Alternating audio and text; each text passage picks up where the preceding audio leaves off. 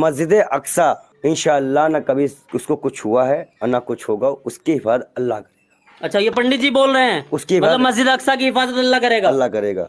बाकी फिलिस्तीनियों और यहाँ के मुसलमानों की तरह वहाँ के मुसलमान टिकटॉक में नाच नहीं रहे हैं, गाना नहीं गा रहे हैं, पठान में पैसे नहीं उड़ा रहे हैं। वो सच में अपने ईमान अपने हक के लिए अपने अल्लाह का, उससे डरते किससे? वो देखते हैं लाशें लेके जाते हैं जी, अपने बच्चे का नाम नहीं लेते, अपने घर का नाम नहीं लेते, बोलते अल्लाह अल्लाह अल्लाह अल्लाह। भाई इतना भरोसा। हमारे हिंदुस्तान के बाल योगी पंडित जी पूरी तरह से फिलिस्तीन के साथ खड़ा है। यहाँ तक कि अगर हिंदुस्तान के कोई भी भाई अगर इजराइल का साथ देने जाएगा तो हमारे हिंदुस्तान के बाल योगी भी फिलिस्तीन का साथ देने जाएगा। ये बात पूरी तरह से सोशल मीडिया पे बयान कर रही है। इसलिए कर रहे हैं क्योंकि उन बाल योगी पंडित भाई को पूरी तरह से जानकारी है कि फिलिस्तीन कितना मजबूर है, कितनी बड़ी मुसीबत में है।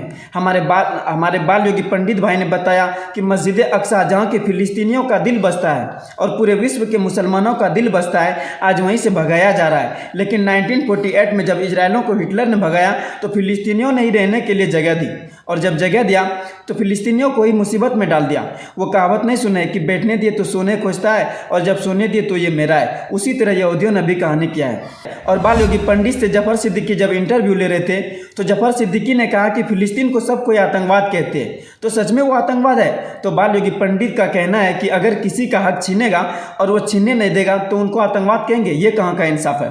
तो बाल योगी पंडित ने जफर सिद्दीकी का माइक छीन कर बताया कि हम आपका माइक छीन लिए, अब क्या करोगे? तो जफर सिद्दीकी अपना माइक तो ले गए क्योंकि वो माइक तो जफर सिद्दीकी का है। जैसे ही माइक लेने के लिए हाथ बढ़ाए तो पंडित बोला आप भी आतंकवाद है, माइक क्यों ले रहे हो? जब उसने इस तरह का मिसाल दिया तो हमको बहुत पसंद आया। अब आप लोगों को आया कि नहीं पता नहीं। और बाल योगी पंडित भाई का कहना है कि हम अटल जी की बात करेंगे, जो कि भाजपा के प्रधानमंत्री अटल जी का बयान है कि अरबों की जमीन इजराइल कब्जा कर रहा है, उनको जमीन खाली करना ही पड़ेगा।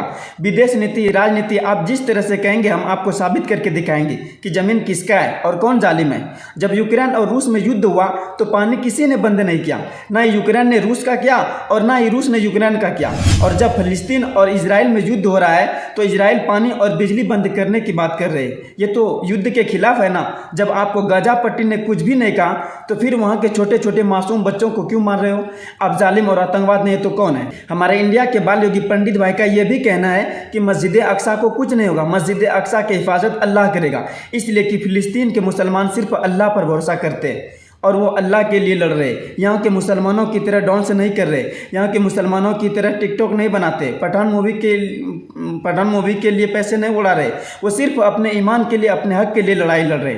और इंशाअल्लाह उन फिलिस्तीन में जितने भी कत्ल हुए, छोटे छोटे मासूम बच्चे, बड़े बड़े भाई बहन, माँ बाप, जितने भी कत्ल हुए, इमदाद भाई की दुआ है कि इंशाअल्लाह वो सब शहीद के नाम पर जन्नत में जाए। इस वीडियो को देखने वाले आप भी इन बातों पर आमीन कहो और दूसरों से भी कहलवाओ शेयर करके।